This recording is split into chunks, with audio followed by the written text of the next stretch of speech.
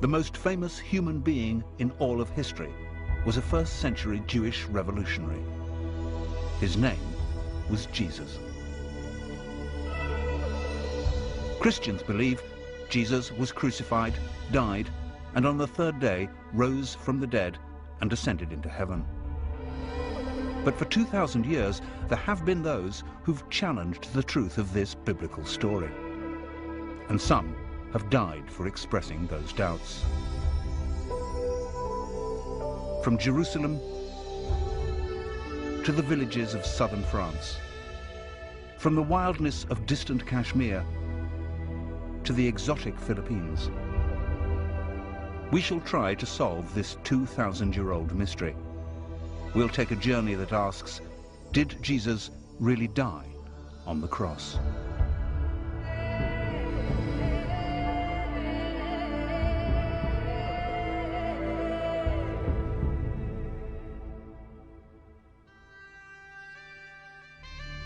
The story of Christianity features not only the most famous name in history, but also the most famous event in history, the crucifixion. For some, or even many true believers, the fact that Jesus was crucified, died, rose again, and ascended into heaven can be literal truth. But throughout history, there have always been those, sometimes Christians, who've asked awkward questions. Would a man die after only 6 hours on the cross? Was he drugged? What really happened in the sepulchre? And if Jesus didn't ascend into heaven, then where did he go? For many Christians, these questions risk undermining the whole basis of Christianity and are extremely controversial.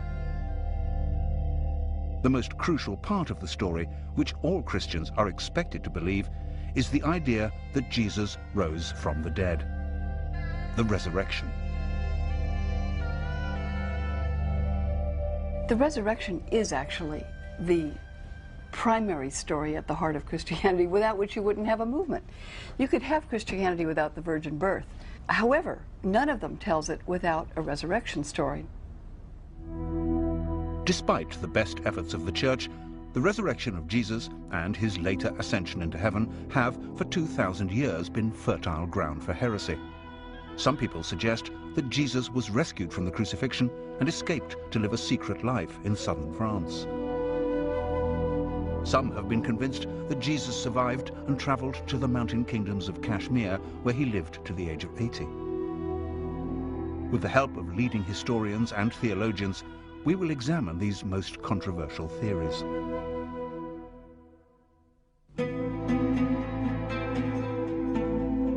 To understand what happened to Jesus after the crucifixion, we need first to look at the facts of his life. But what is historical fact? What is the evidence? Almost all we currently think we know about Jesus comes from the four Gospels: Matthew, Mark, Luke, and John. But Matthew and John are the only Gospel writers who were members of the 12 disciples, the only ones who could have been present at the events they describe. The four Gospels were all apparently written between 40 and 100 years after the crucifixion, which Roman history tells us happened around 30 AD. But despite the fact that we know them by those four names, modern biblical scholars cannot be absolutely sure who really wrote them. Originally, all these Gospels circulated anonymously. There were no names attached to them until almost 200. And the Christian theologian who came up with the idea of having a New Testament was roundly condemned as a heretic. Whoever did really write the four Gospels, the description of Jesus' death in all of them is brutal.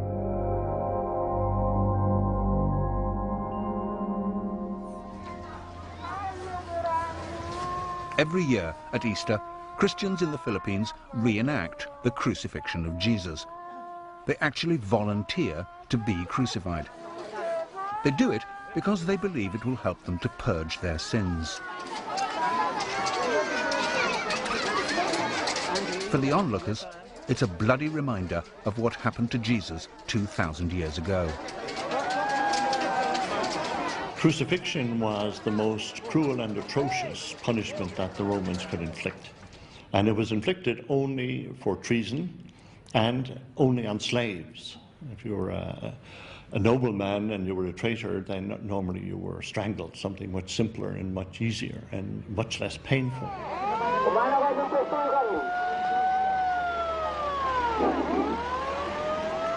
After condemnation, the cross beam, was strapped to the shoulders of the criminal, and he paraded through the streets with his arms stretched out. At the place of execution, then, nails were hammered into the hands and the feet. In the Philippines, they do use real nails. They do experience the real pain that Jesus felt.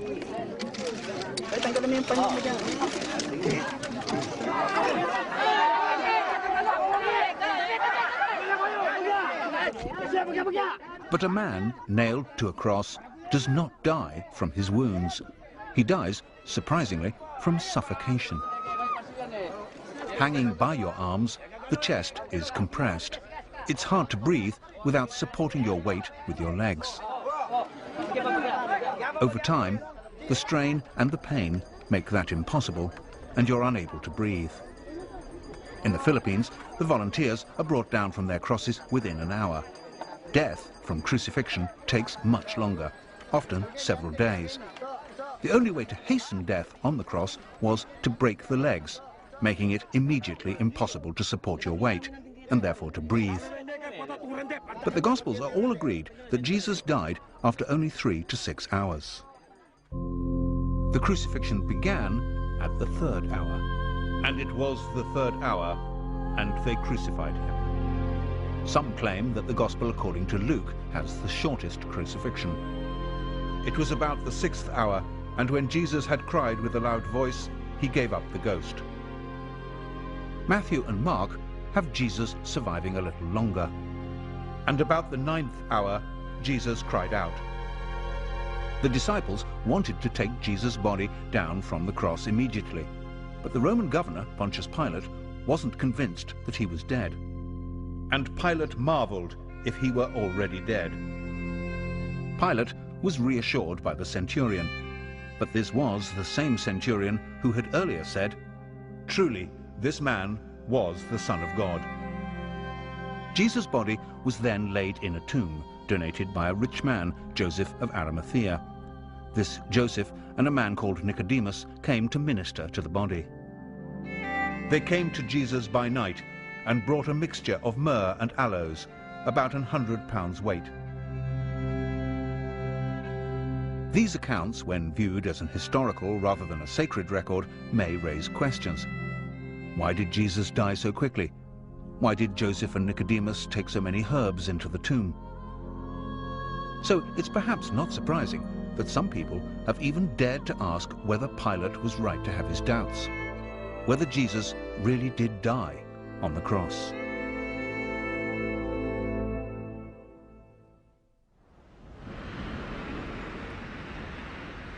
That Jesus might not have died on the cross is an explosive idea, particularly for Christians. In our journey to understand the truth about Jesus' life and death, we need to look further at the biblical accounts of the resurrection. It was here in Jerusalem that Jesus was crucified, and according to the scriptures, rose again from the dead. But in Jerusalem, one is forced to remember that we do not live on a Christian planet. Hundreds of millions of Jews and Muslims may accept that Jesus lived and died in first century Palestine, but only Christians believe he rose from the dead. This is the Church of the Holy Sepulchre in Jerusalem, built upon what was supposed to be the tomb in which Jesus was laid after the crucifixion.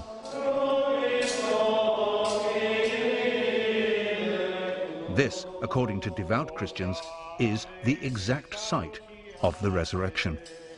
And if anything can be described as the cornerstone of the Christian faith, it is the resurrection. The resurrection of Jesus, as far as all the Christian churches are concerned, is absolutely fundamental to the faith. There's no question, in my mind, that it's ever going to be changed. The resurrection may be fundamental to the faith, but in our examination of what really happened, it's hard to find solid historical evidence. The four Gospels all tell different stories. When we read the resurrection narratives, it's like reading four different reports of the same football game in four rather different newspapers. And the fact that actually there may be some disagreement about whether it was a foul or not doesn't mean that there wasn't a game and that somebody didn't win it and so on. If one of them says there were two angels and another one says there was one angel, if one of them says Mary Magdalene was there all by herself and somebody else says Mary Magdalene was there with one or two other women, then these are the sorts of variations that you expect to get, like the different newspaper reports of the football match. And they're not something that should worry you to the point of saying, therefore nothing happened. That would be quite a false conclusion. But in the earliest versions of the earliest Gospel, Mark, there are no resurrection appearances at all. The Gospel simply ends with the discovery of an empty tomb. The last verses of Mark, which do contain resurrection stories, were added 200 years later. None of the Gospel stories is CNN in Jerusalem in the year 30. The Gospels are written in the form of historical biography, so many people have assumed that they are exactly that. But that's not actually what they are. They're written to demonstrate to people the importance and the meaning of Jesus and his teaching. That was what they're for, and they do that very well. But they're not primarily interested in what actually happened back there. Matthew and Luke do have resurrection appearances, but they don't agree about the details. In Matthew, Jesus meets the women near the tomb and then meets his disciples just one time, and that is on a mountain in Galilee. In Luke, Jesus meets two unnamed disciples who do not recognize him, and then with the 11 remaining disciples before leaving them in a village outside Jerusalem. The last Gospel, John, has many different resurrection stories. For many modern scholars, these variations suggest that the stories were not written to tell of a miraculous event, but with an entirely different and political motive. For it was the supposed witnesses of the resurrection who became the leaders of the early church. Even to this day, the Pope claims his authority in a direct, unbroken line of ordination from Peter, the first disciple said to have seen the risen Christ. Some scholars go so far as to suggest that the story of the resurrection was also created as an extraordinary psychological tool to bring in new converts. If it hadn't been for the resurrection of Jesus and his rising from the dead, victorious from the dead, we wouldn't be celebrating Christmas. It's a bit like when you go into the army. The first thing we want is to take over your body. So symbolically, let's say we're going to shave all your hair. As long as you give in on this, we got you. We got your body, which is what we want. In one sense, sometimes the churches, some churches at least, do the same. We're going to tell you something unbelievable that you got to believe. When they could just relax. If you believe it, then you will believe that they alone control heaven, that without them you cannot get into heaven, and then they've got you. You've left your brains in the parking lot. That's a statement that may be offensive to many Christians. It would certainly be offensive to the worshippers at the Toronto Airport Church, who take their belief in the literal truth of the resurrection of Jesus very seriously indeed. Well, I hear this singing in the streets, now Jesus is alive. All creation shouts aloud that Jesus is alive. For these Christians, the risen Christ is an active part of the church, and they believe that in 1994, Jesus blessed their church with a miraculous healing mission. For 1 minute, in the spirit for 1 minute. Since then, thousands of churches around the world have claimed to be touched by what became known as the Toronto Blessing. Glory is coming into the room. Hey, glory is and in Toronto, in a splendid new church built by contributions from the faithful, the congregation continue to celebrate their belief in the resurrected Christ. Well, be blessed. Here, on an almost weekly basis, they claim that their faith has the power to miraculously heal. So God's going to heal you right now? There it goes, and the neck is healed in Jesus' name. Don't you like it? I like it. Bless you, brother. Today, it seems to me that there are many people who will strongly defend the literal truth of the resurrection. Many others who are Christians or not Christians believe that perhaps, you know, those who die may be alive in some way, that Jesus who died might be in some sense alive, whatever one means by that. And there are many others who take it as an image of hope, because after all, talking about the resurrection of Jesus has a great deal to do with what we think about life after death, or for that matter, our own prospects. The problem for the church in the 21st century, in a technological and secular age, is that some people find it hard to believe in the literal truth of the miracles, let alone the miracle of the resurrection. Since the 18th century, we've lived in a climate where people have distinguished between faith and belief. So the whole effect of science on religion really has been to throw religion back, to prove what we can believe in. But week in and week out, congregations gather in Christian churches and recite together an ancient creed, from the Latin word credo, meaning I believe. We believe in one God, the Father, the Almighty. We believe in one God, the Father, the Almighty. For our sake, he was crucified under Pontius Pilate. At the climax of the creed, all Christians affirm their belief in the resurrection. On the third day, he rose again, in accordance with the Scriptures. He ascended into heaven and is seated at the right hand of the Father. He will come again in glory to judge the living and the dead. But whatever is said in church, many Christian theologians no longer consider the resurrection to be an historical fact. And this has not just been a problem of the 21st century. 1,000 years ago, a group of devout Christians in southern France also held unorthodox, heretical views. In the 11th and 12th centuries, the Cathars, a deeply religious group, believed that all material things were the work of the devil. They saw Jesus as an angel, who certainly could not have been physically crucified, and certainly would not have been resurrected as a physical body. It was actually in response to the Cathar heresy that the Church created the Inquisition. In 1244, the last 200 of the Cathars were rounded up and burned at the stake as heretics. The Church has always reacted strongly against anyone who doubted the truth of the resurrection, because that doubt insinuates that the very literal and physical gospel descriptions of the death and resurrection of Jesus are fabrications.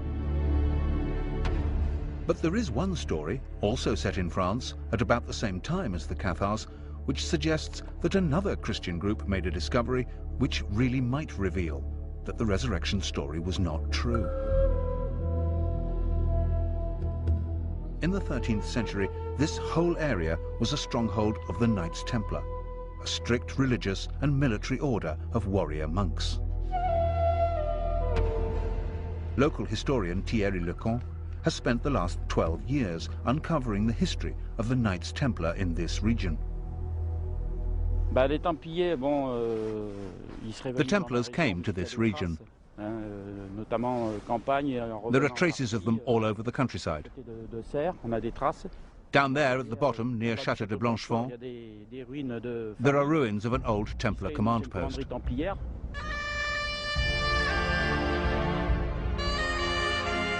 The Knights Templar were committed to poverty, chastity, and the protection of pilgrims en route to the Holy Land. But their main purpose was to keep Jerusalem and the holy sites of Christianity free from the forces of Islam.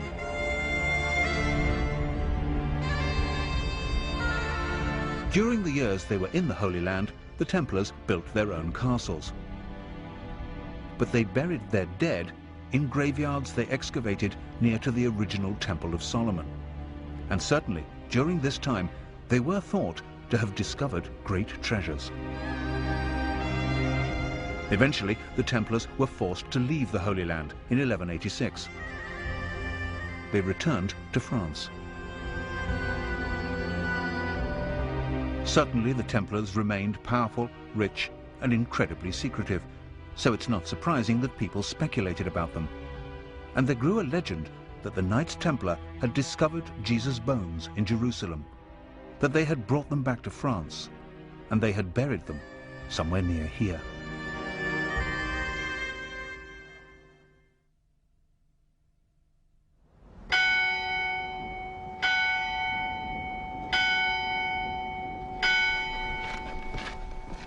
The legend that 1,000 years ago the Templars might have found an ossuary box containing Jesus' bones has led modern scholars to a small church in the village of Rennes-le-Château.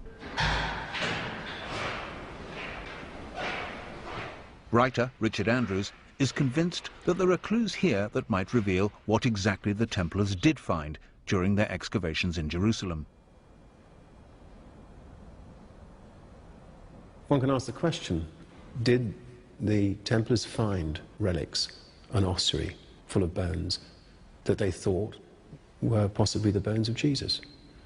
Now, if they had found these, it would have been a shock to the system, because the Templars were good Christians. This would challenge the whole doctrine of resurrection, because here are mortal remains. So we ask the second question, why should the Templars risk being accused of heresy and bringing the bones that they thought were Jesus's back to this area? The answer is simple. If they had found something which they believed were the bones of Christ, they needed a safe location. You could hide a church in these mountains, let alone a small ossuary. You can get lost in these mountains today. Imagine what it was like 1,000 years ago. In the late 19th century, the local priest here, called Berenger Saunier, claimed to have found ancient documents. And whatever they were, he certainly became very rich afterwards. Richard Andrews has found clues among these parchments, using elaborate geometry and transferring symbols from ancient paintings onto equally ancient maps, all in the hope of finding a Templar treasure trove. The clues that we found point to a map in the form of a hexagram, which is also known as the Seal of Solomon, but it is the Star of David. This map points to a specific site. Now we know that the priest, Berenger Saunier, became fabulously wealthy, but we are sure that he didn't actually find what he was looking for.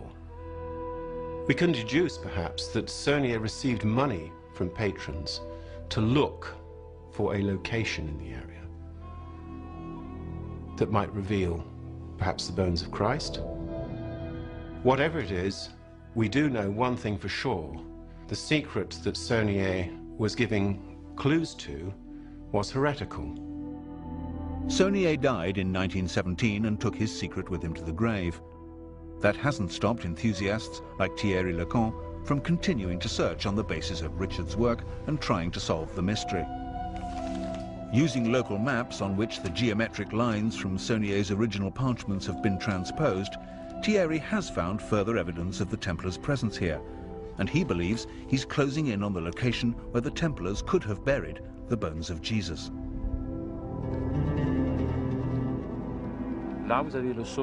There you have the summit of Mount Cardu, and there are two cedars there, about 10 meters distance between them. They form an alignment, traversing the valley of Rennes-le-Rhin, arriving at the Plateau des Bruyères, where there's a rock with a cross. I lined up the compass. I took a long time and I made a lot of mistakes, but I was convinced I'd find something, a cedar or another cross. And then I found a cross.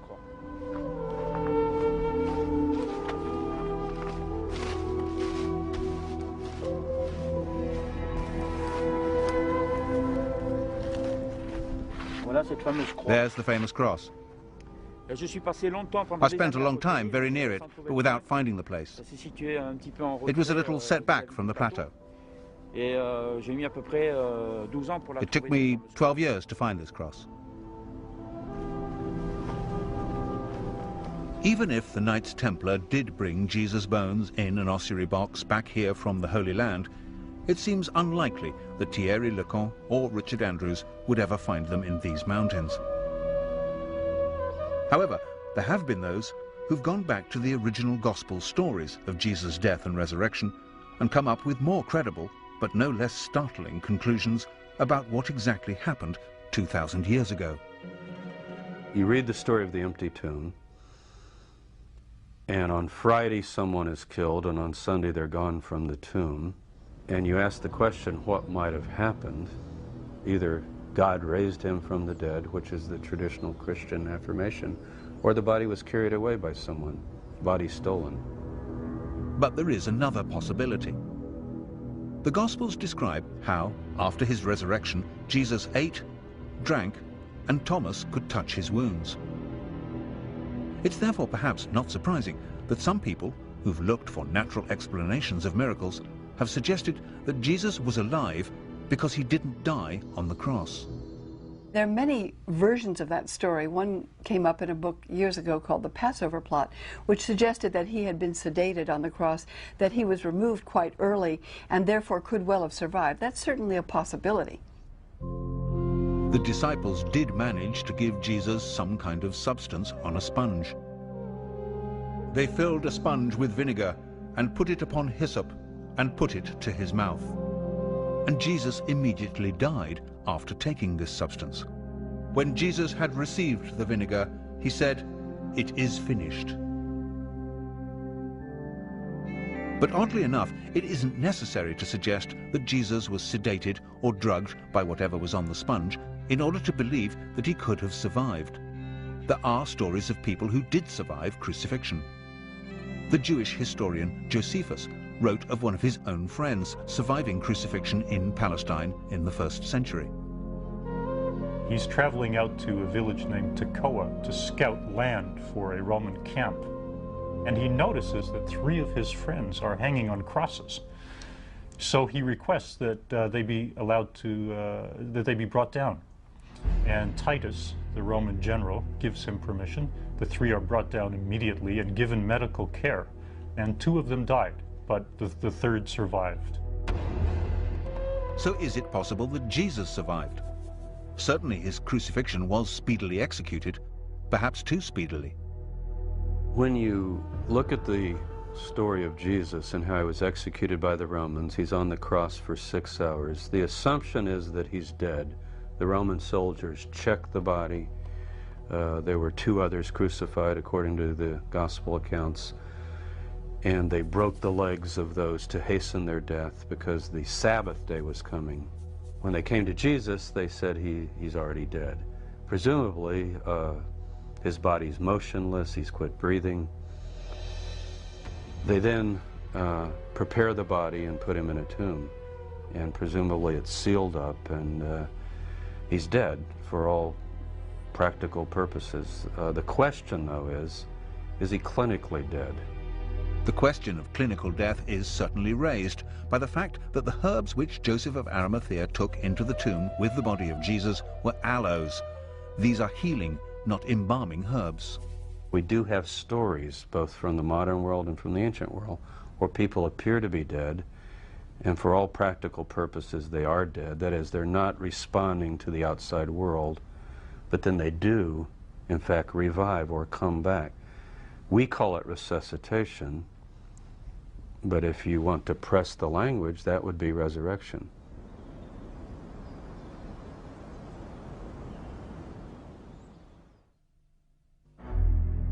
The idea that Jesus might have survived the crucifixion rather than risen from the dead seems provocative. But all the Gospels are quite clear that the disciples saw Jesus as if he were alive. If Jesus did survive, it does not necessarily mean that the resurrection story was a hoax or a deliberate falsehood. At the end of the 19th century, the English writer Samuel Butler, in his book on the resurrection, came up with the theory that if Jesus had collapsed into a shock-induced coma on the cross and then recovered in the tomb, he and his disciples would actually have thought his recovery was a miraculous resurrection. That still has great credibility if you see it in the light, for instance, of more contemporary developments. Look at the near-death experience in the United States. Something like 13 million people in the United States say they've had near-death experiences. They've seen this white light. They believe it to be some form of miracle. So the idea that in the first century, when they had none of this scientific insight and they had none of these hospitals or whatever to save them, that people thought it, actually makes a lot of sense. Doesn't make them fraudsters or shysters. It actually makes them genuine people who thought they'd witnessed a miracle. Whatever the circumstances, if Jesus was alive, then he and his disciples face a serious problem. If Jesus was placed in the tomb and somehow was revived, he himself would certainly think that was an act of the grace of God. I came right to the bars of death and was brought back. But now there's a practical problem. It's a political problem, actually. Romans basically do one thing to messiahs. They crucify them. If Jesus did indeed survive crucifixion, either through resurrection, as the Bible tells us, or more controversially, through resuscitation, then he is once more a condemned man. The Bible is said to solve this problem with a miracle called the Ascension. Jesus is taken bodily into heaven. But the interesting fact is that the Ascension does not actually appear in the original form of the Gospels. The Ascension references in Mark are among the verses which, as we've seen, were added 200 years later. There is one line in Luke which reads, "and was carried up into heaven." But again, this does not appear in all Bibles. It was in fact inserted, simply because the Ascension is referred to in a later book of the Bible, the Acts of the Apostles, and it's always been assumed that Luke was the author of the Acts. There's no Ascension in Matthew, and John's Gospel ends with the enigmatic words, "and there are also many other things which Jesus did, the which, if they should be written every one, I suppose that even the world itself could not contain the books that would be written." So what was it that Jesus did? One of the stories that emerges from this question depends upon the idea that Jesus' relationship with Mary Magdalene was a very special one. If you read John's Gospel, the first person who saw the risen Christ, i.e. the first Christian, was Mary Magdalene. So I think when the church tries to sideline the idea that Jesus had relationships with women, that he had close relationships with women, it's laughable, really. I mean, it's part of this problem that they always say that that the thing that non-believers find hardest about Jesus was his divinity, and the thing that Christians always find hardest about Jesus was his humanity. I mean, he was a man. I'm perfectly happy with the concept that Jesus had a relationship with Mary Magdalene, that it was long and important and, you know, was one of the dominant things in his life. He was human. The idea, of course, that Jesus may have had a very special relationship with Mary may be offensive to many Christians, but some historians have gone even further. They've suggested that Jesus and Mary might have married, that they might even have had children. So if we're trying to find out where, in his flight from the Romans, Jesus could have gone, perhaps we should start by finding out where Mary went.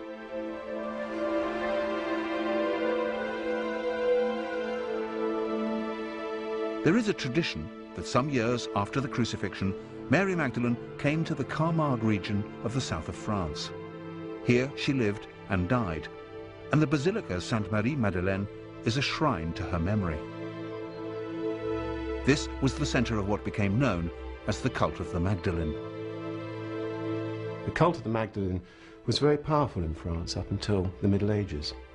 The faithful wanted to believe in a mother figure, and the church were very anxious that they should not believe in Mary Magdalene as having been a mother figure for obvious reasons, which were that she might have been the spouse of Christ, that she might have had his child, that she might have produced a bloodline.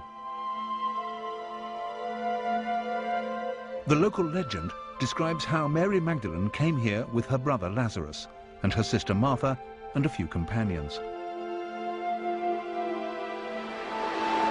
If the relationship between Jesus and Mary was as close as some sources suggest, perhaps one of those companions, traveling incognito for fear of arrest by the Romans, was Jesus himself.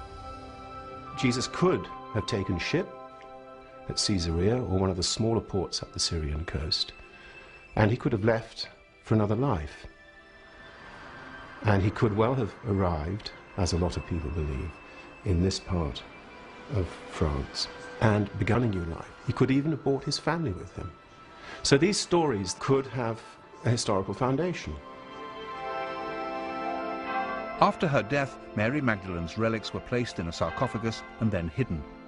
It was not until 1279 that they were rediscovered, and this basilica was built for their safekeeping. Sealed within the crypt, in the center of the church, is what is claimed to be the skull of Mary Magdalene.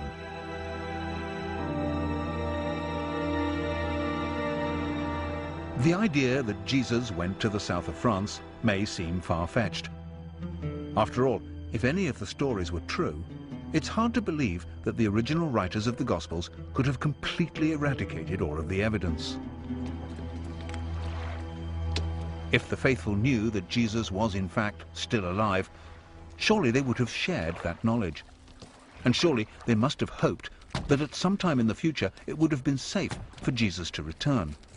And evidence for that hope should be somewhere in the original text. The disciples were expecting Jesus to return. They were expecting what has become known as the second coming. And this was not necessarily going to be a miraculous return. Jesus definitely went away. Whatever view of resurrection you take, resuscitation or divine miracle, in the traditional sense of belief in resurrection, he goes away. He says, I'm going away. The disciples say, can we come? He says, no. And he says, I'm going to come again. Now, what's interesting about that is normally, if someone says they're going away and they're going to come back, and you're sort of looking at your watch or your calendar wondering, okay, he said he went away, he's going to come back, you would take it in that everyday sense. The concept of the heavenly second coming, of Jesus returning on the day of judgment, was only created after it was clear that Jesus had not returned in that everyday sense. But if Jesus did decide to leave Palestine, France still doesn't seem like a likely destination. It was, after all, a Roman colony. Some claim that if Jesus did survive the crucifixion, his first priority would be to escape from the clutches of the Romans. Jesus, I think, would have to leave the territory. And we have to ask the question, where would he go? And you just look at a map. Palestine is on the far eastern border of the Roman Empire. If you go west, you're going right into the heart of Roman territory, where we have our 15 legions stationed around the world. If you go east, you're crossing over into Parthia, and you're going towards Persia eventually, and India and Afghanistan, that direction. But apart from escaping rearrest, why would Jesus travel east? And how would he get there?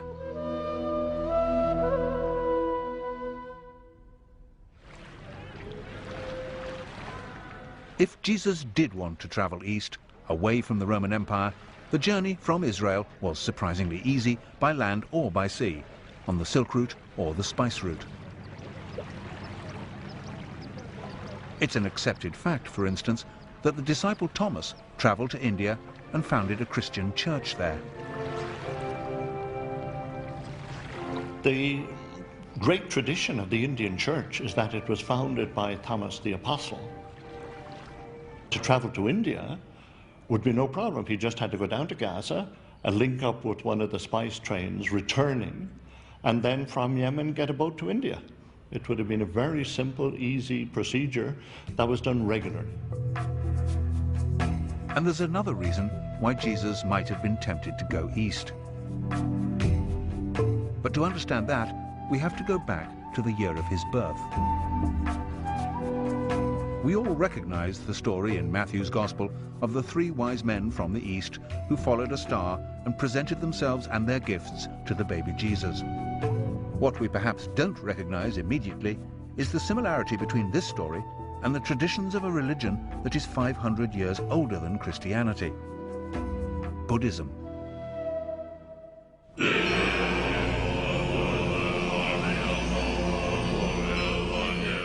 When a great Buddhist holy man or lama dies, wise men consult the stars and other omens and set off, often on extraordinarily long journeys, to find the infant who is the reincarnation of the lama.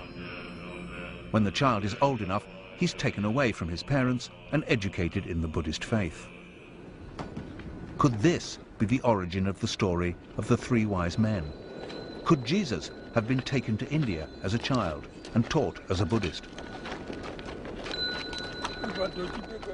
The Russian writer Nikolai Notovich, traveling in India in the 19th century, discovered an ancient manuscript in a Buddhist monastery in Tibet. In his book, The Unknown Life of Jesus Christ, Notovich translated this manuscript, and it tells of a divine child called Isa, born in the 1st century, to a poor family in Israel. Isa came to India at the age of 14, where he learned the laws of Buddhism before returning to Israel at the age of 29. This idea would certainly explain the otherwise odd fact that from the age of 14 to 29, there's absolutely no record of Jesus' existence in Palestine. Certainly Jesus' later teaching and miracles have uncanny parallels with the teaching and miracles of the Buddha. Loving your enemies and the idea that the meek will inherit the earth have absolutely no tradition in the Jewish religion, but are entirely consistent with Buddhism.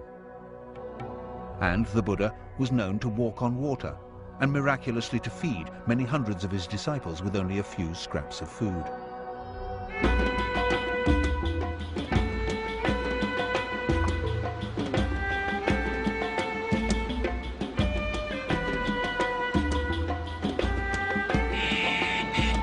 But if Jesus traveled or returned to the East, surely there would be legends like those in the south of France to support the idea.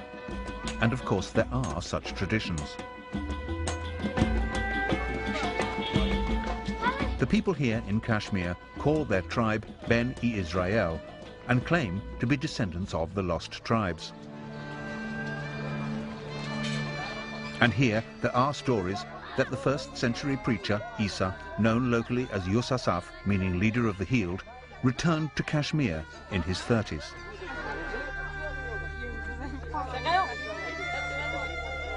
Yusasaf's ministry here can easily be seen as a continuation of the Jesus ministry.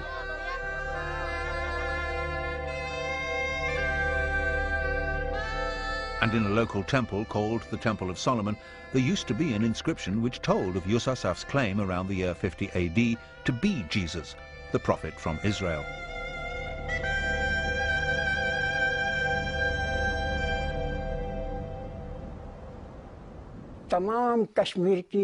Kashmiri history books tell us that Yusasaf came from abroad.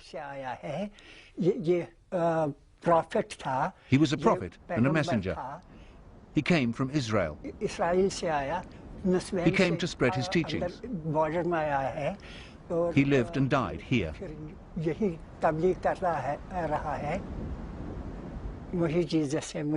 He is Jesus. He is Isa. The meaning of Yusasaf is the healer. Another meaning is the shepherd, one who teaches others. And our history books confirm that Isa was known as Yusasaf here in Kashmir. Yusasaf continued to teach and preach in Kashmir until he died around the year 80 AD. He was buried in Srinagar.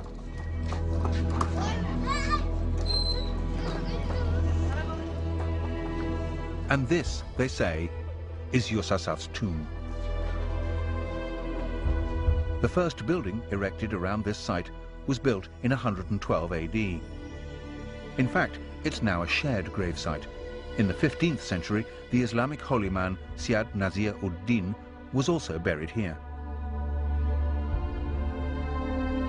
Although both gravestones under the cloth point north-south in the Islamic tradition, the body of Yusasaf is buried beneath in a grave dug east-west in the Jewish tradition.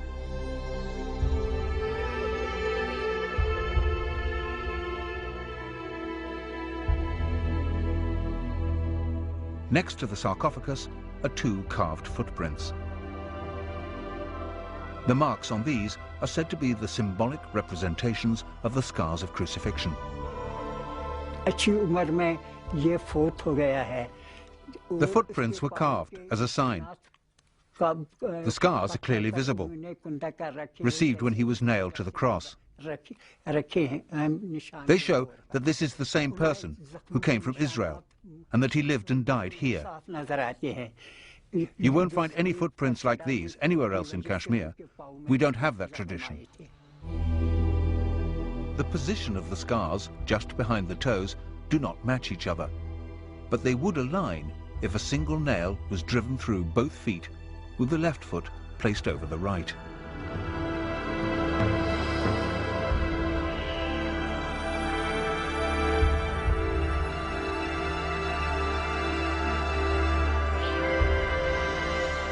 There are many who believe this tomb to be the tomb of Jesus.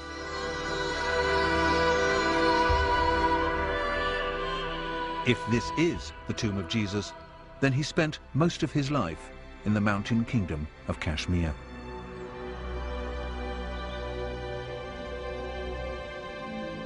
He did not die on the cross. There was no resurrection. He did not ascend into heaven, and he does not sit at the right hand of God. For many Christians, this would be the end of Christianity as we know it. But for some, the original story would still have a poetic power. For me, the resurrection is about death. The two things that will happen to us all in our life is that we'll be born and that we'll die. They're the two things we know nothing about. And we have this great void before and we have this great void afterwards. So any system of belief, any religion, any church that set itself up has always had to have some concept, some way of dealing with death. So in Jesus' resurrection at the end of the Easter story is the symbolism of our own resurrection, of our own new life. That in many ways is the great strength of Christianity, and I think to kind of get away from it, to get away from that incredibly powerful symbolism of the resurrection that touches each and every one of us because of the reality of what will happen to us, and start debating whether, you know, bones in a tomb matter or whether it actually happened, completely misses the point of Christianity. And there will always be those for whom none of the inconsistencies and anomalies in the Gospels mean anything. For them, the story still has the hallmarks of truth, of gospel truth. I understand that people find it difficult to believe because we know these things don't happen. If you think that you've just seen somebody who was dead now alive again, you say, well, take 2 aspirins and lie down and it'll go away. And the thing was, it didn't go away. And what we have in the Gospels is not stories of people saying, well, of course, here he is, he's alive again. We have stories of people saying, what do you mean? Don't be silly, that can't happen. They knew as well as we do. And yet, right in the heart of it all, they come back and say, it really has happened, it's completely blown us away, it's changed our worldview, and it's gone on changing people's worldviews ever since.